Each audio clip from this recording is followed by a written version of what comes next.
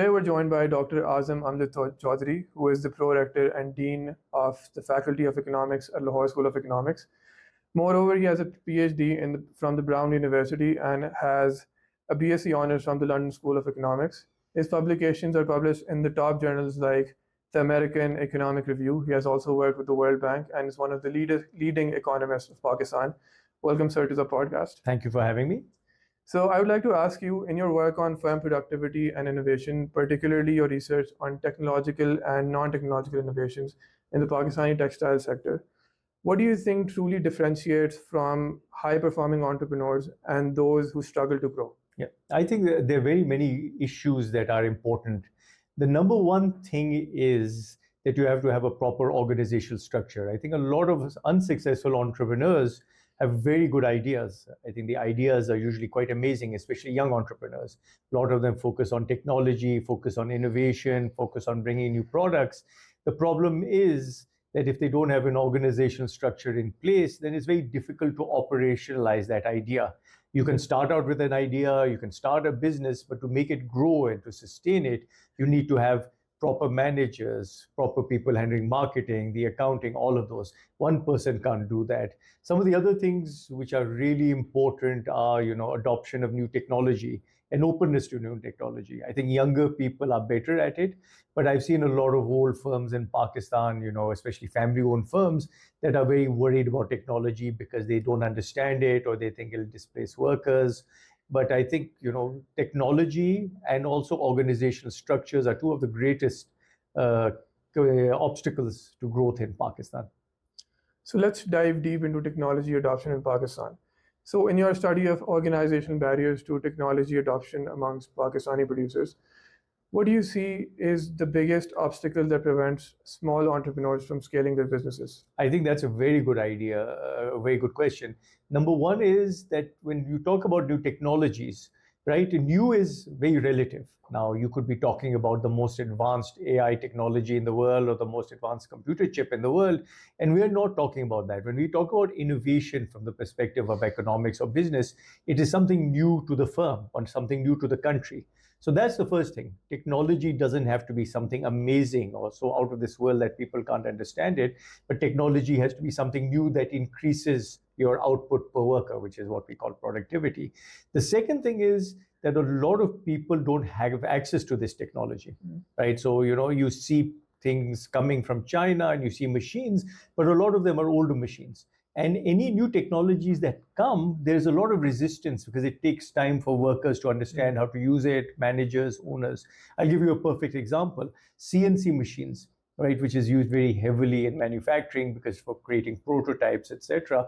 A lot of people didn't have it 10, 15 years ago, these CNC machines. Now they're much more common, right? They're coming in, they're not very expensive, the technology has gotten cheaper, but it really helps firms create prototypes and get new buyers. So I think technology is something we all have to be open to, but workers, managers, owners resist it. One, because they don't know about it. Two, because they can't get access to it. It's very expensive or difficult to get. Or number three, workers, right, may in the beginning hesitate. And then you have to incentivize them. You have to tell workers you are our partners.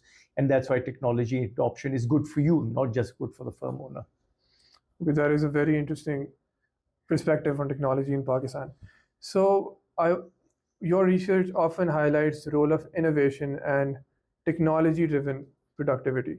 How critical is technology adoption for entrepreneurs in developing countries like Pakistan? Yeah, I think that's a great question. What technology does is, right, it just makes your workers more efficient. You get more output per worker, number one. But number two is it helps you create new products. You access new markets, you get new buyers, and you become more competitive. So I'll give you an example. You're a jeans manufacturer in Pakistan.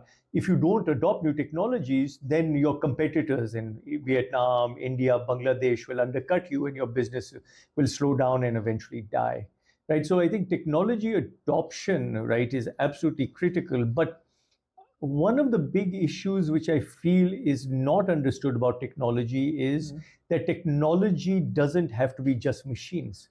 AI is a perfect technology which young people should be adopting, right? And I think bringing AI into your whole organization, in the planning and the development and the marketing, etc., would give a lot of young people the opportunity to access the cutting edge technology and also then produce goods and services which are demanded by consumers in Pakistan and abroad. So I think technology is the key. It'll increase productivity, it'll get you new products, it'll access new markets, it'll get you new customers, but it has to be targeted technology to what people are producing, right? For young people doing IT-related work, AI may be very useful. But someone who's producing jeans, maybe a new machine coming in from China, CNC machine may be more important. So it depends upon your business, but everyone should be adopting technology, increases productivity, but it also makes you competitive. Nowadays, it's even a signal that, I'm a young entrepreneur, I'm using cutting edge technology, I know what it is, and then that signals people that these are a forward-thinking, productive group of people. Thank you, sir. So, based on your experience on research, policy, and industry, what is one strategic shift that struggling entrepreneurs in Pakistan need to make to become more competitive? We want an advice for struggling entrepreneurs. I think that's the number one thing. I think struggling entrepreneurs, right, have 2-3 obvious limitations. One, the most obvious limitation is capital, right? It's very difficult to get a hold of money, right? You can put in some seed capital, but you need to access more capital, maybe venture funds, etc. And that is where young people should be looking, right, for either international funds or domestic funds to try to get inflows of capital. A young person is not going to be able to walk into a big bank and say, give me 5-10 crore rupees for my business. So I think you need to know the sources of funding, right? Even if it's family sources or external sources. The number 2 thing, right, which really young people need to focus on is to put a core team of people together that will stay for a while. 1 or 2 people, may come up with this great idea, but you have to surround yourself with a team. Marketing, technology, finance, all of these people, and that team fluctuates a lot, then it's very difficult to get momentum. The third is that obviously, you know better than me, social media, marketing, right? You need to get the word out there, no matter how good your product is and how amazing your idea is. If people don't know about it, right, both internationally and domestically, right, no one's going to pick up on that idea. So I think those are the few things which I'd recommend right away. Use social media aggressively. Use not just like Instagram or Facebook, but also like LinkedIn, that is used by a lot of professionals. Try to figure out sources of funding, both domestically and internationally, right? There are those sources. And number 3 is get a core group of young people that'll stay together for a while, right? And then be willing to accept failure when it happens. The first 10, 15, 20, or 100 ideas may not work, but the 101st idea could really change everything.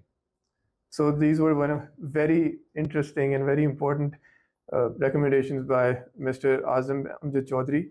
So lastly, I would like to ask you, so universities are responsible for building our business acumen, the knowledge part. But we often hear statistics like 80% or 90% of startups fail.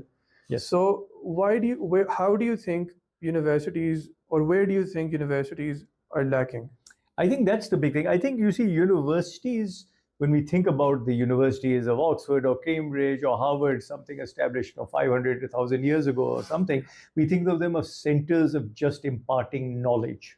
We think, I know there's this concept in economics and a textbook, and the faculty of economics is empowered to try to give those concepts to the students, and they observe it. So we think about it as just a knowledge sharing. I think one of the big things universities have to realize right now is that, knowledge is everywhere. So the Lahore School of Economics can convey the same knowledge as Harvard or Oxford or any other university in the world because it's so readily available. So now it's not knowledge sharing, it is a matter of imparting skills to young people.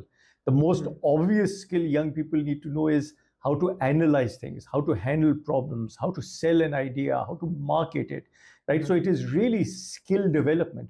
The knowledge will come with that, right? We don't want to say a student walks out here who doesn't know what economics or finance or business or accounting is, but it is how to use those tools to develop a business idea, how to be successful in your own business, how to be potentially successful if you're working for someone else. So skill development, using those skills, marketing, and being able to communicate with people and build networks is all part of education right now. And I think that's what universities have to realize.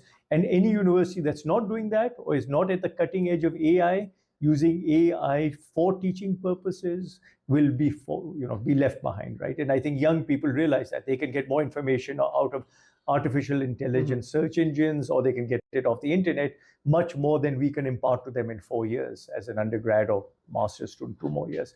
So that's it. I think universities, if they don't change, they don't adapt, they don't make the young people ready for the job market or to set up their own businesses by giving them not just knowledge, but skills and adaptability and an acceptance to potentially fail in a lot of your ideas, right? I think you're going to fail. There's no business in the world that hasn't had ups and downs. Many very successful people have failed, but then they've come back with a better idea and come back stronger. So this, both the skills, the development, and also the ability to bounce back, right? So universities have to do that. If they don't do that well, then they're going to be failing their students. So these are some of the very insightful points by Dr. Azam Chaudhary, and this is the end of the podcast. I thank you sincerely for joining the podcast. Of course, it's my pleasure. I hope your listeners and other students and people find this interesting, and best of luck on your business, and best of luck to everyone who's starting their own business. Thank you, sir.